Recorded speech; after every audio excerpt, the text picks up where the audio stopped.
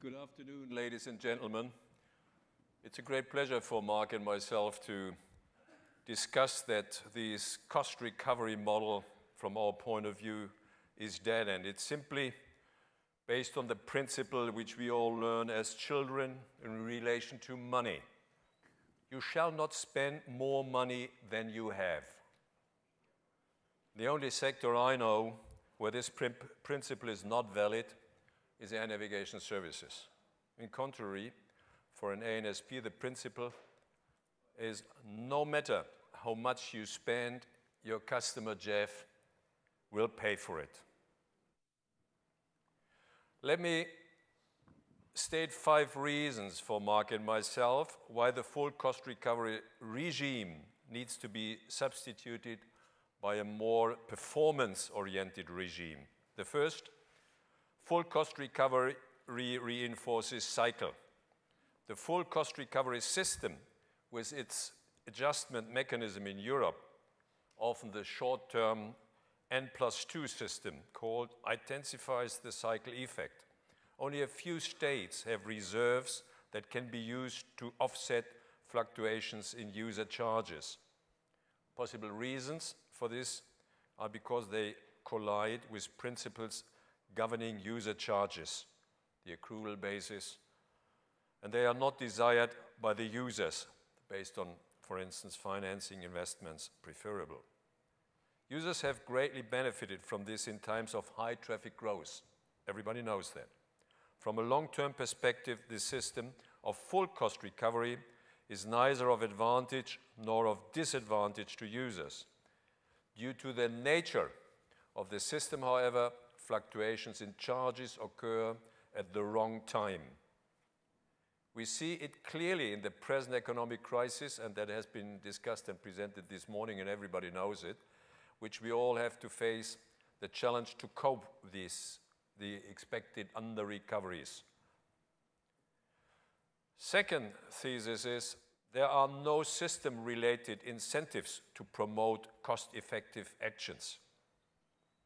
Due to the fact that the company can make no profits on user charges, and apart from the prescribed return on equity, it has no incentive to improve its performance. This means that there is no scope to reward companies that have good performance records. The third one is the lack of potential to exert pressure on labor unions. And it was a remarkable presentation this morning by Greg from Australia, how to deal with that. And everybody knows how the individual ANSPs is dealing with their unions by negotiating different aspects. And arguments based on the economic situation of the company are tenuous given the fact that it is the customers who have to bear all economic consequences. In one of my personal negotiations with the union, they made the statement, it costs what it costs, full stop. The fourth recovery principle is the unbalance in the regulatory policies among the various stakeholders of the ATM industry, where the airlines and the airports have already been liberalized. ATM by far not. And finally, cost recovery hinders the institutional progress of our business.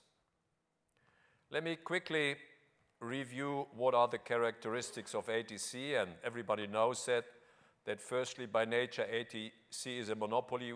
We discussed that several times. No market exists. There can only be a competition for the control of airspaces, if at all, and not for the control in an airspace. Therefore, the ANSPs have no influence over the volume, which is the second argument, of air traffic to be controlled, given the fact that ANS costs constitutes as little as 3 to 5% of the total costs of airlines.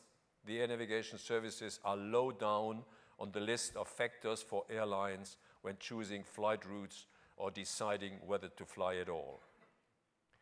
Second, the capital expenditure in air navigation services is very long. Knut mentioned that this morning. All capital expenditure in air navigation services requires a much longer lead time and has a considerably longer useful life than is in case in other industries. Planning and implementation of capital expenditures in ATM infrastructure often takes 10 years or even more. Hiring and recruiting controllers, we learned that this morning as Knut presented that, takes 3 to 4 years. So there is no really reason in a very long-term raising.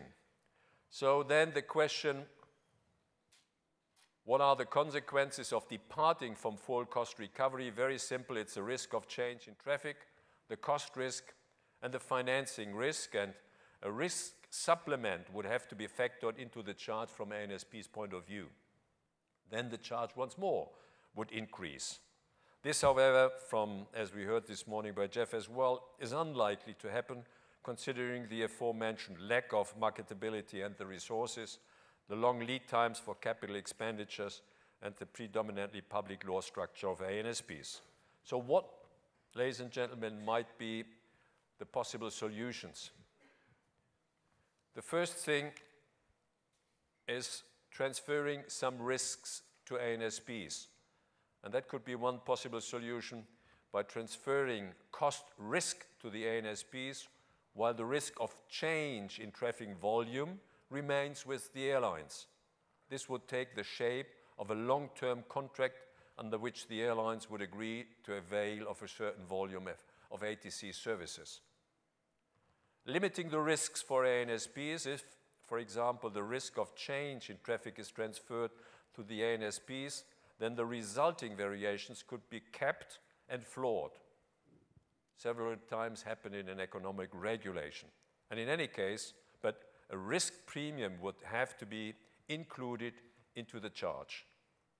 Then promoting incentives while maintaining the full cost recovery system. It would be conceivable to promote more incentives for management to achieve cost targets.